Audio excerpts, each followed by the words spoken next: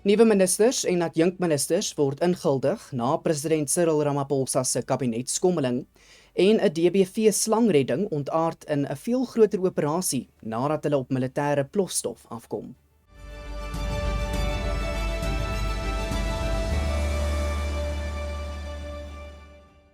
Goeiemiddag, dit is tyd vir Pretoria FM se visuele nuusbulletin in Afrikaans. Ek is Walter Ernst. President Cyril Ramaphosa se nuwe ministers en adjunkministers is vanmiddag by die Uniegebou in Pretoria ingehuldig. President Ramaphosa het veranderinge aan die nasionale uitvoerende gesag aangekondig na oorlegpleging met die DA binne die regering van nasionale eenheid.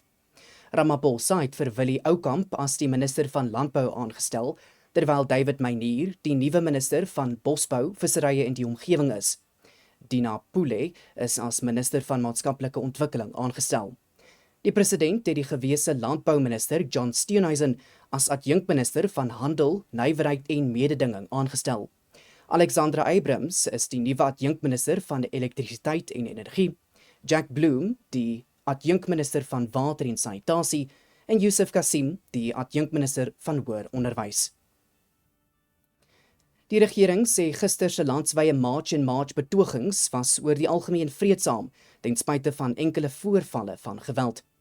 Duisende ondersteuners van die teen-immigrante beweging het van gisteroggend af saamgetrek om memoranda aan die owerhede te oorhandig om die repatriasie van onwettige buitelandse burgers na hul lande van herkoms te eis. Die minister van Justisie, Mameloko Kubayi, het diegene wat aan die betogings deelgeneem het, bedank vir hulle vreedsame protesoptrede. Geweld het sporadies uitgebreek, maar die polisiediens het telkens die oorhand gekry. 3 verdagtes is in Hillbrow in Johannesburg en Gauteng vasgetrek nadat hulle op betogers losgebrand het, waarna die betogers die verdagtes se voertuig aan die brand gestreek het. 2 betogers is raak geskiet. Kubayi sê die polisie sal almal wat by misdadige optrede betrokke was, vervolg. Die adjunkminister van polisie, Kasal Matale, sal na verwagting môre besoek by die Lebombo grenspos in Mpumalanga aflê na gister se nasionale betogings. Die DA eis antwoorde van die minister van internasionale betrekkinge en samewerking, Ronald Lamola, nadat die Suid-Afrikaanse Hoogkommissaris in Indië, Anil Suklal, onlangs vir oud-president Jacob Zuma en een van die Gupta-broers, AJ Gupta, met oop arms verwelkom het. Zuma het 'n Hindoe-tempel besoek om te bid en seëninge te vra vir die komende munisipale verkiesing in Suid-Afrika.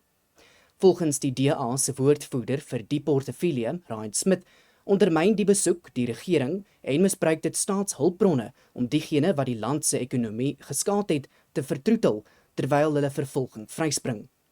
Die DA dring daarop aan dat Lamola verduidelik watter strawwe Suklal opgelê sal word. 'n Pleit en vonnisooreenkoms tussen die staat en Vusi Musikat Matlala is in die gespesialiseerde handelsmisdaadhof in Pretoria verwerp. Die hof het voorgestel dat die omstrede tenderpreneur effektief 12 jaar tronkstraf gevonnis word. Landros Ignatius du Preez het die staat en die verdediging se voorstel van 8 jaar direkte tronkstraf verwerp. Matlala het verlede week skuld beken op al 7 aanklagte teen hom, insluitend bedrog, korrupsie en geldwasery, nadat hy 'n pleit en vonnisooreenkoms met die nasionale vervolgingsgesag aangegaan het om as staatsgetuie op te tree. Die aanklagte hou verband met die 280 miljoen rand se polisietender wat aan sy maatskappy Medicare 24 toegeken is.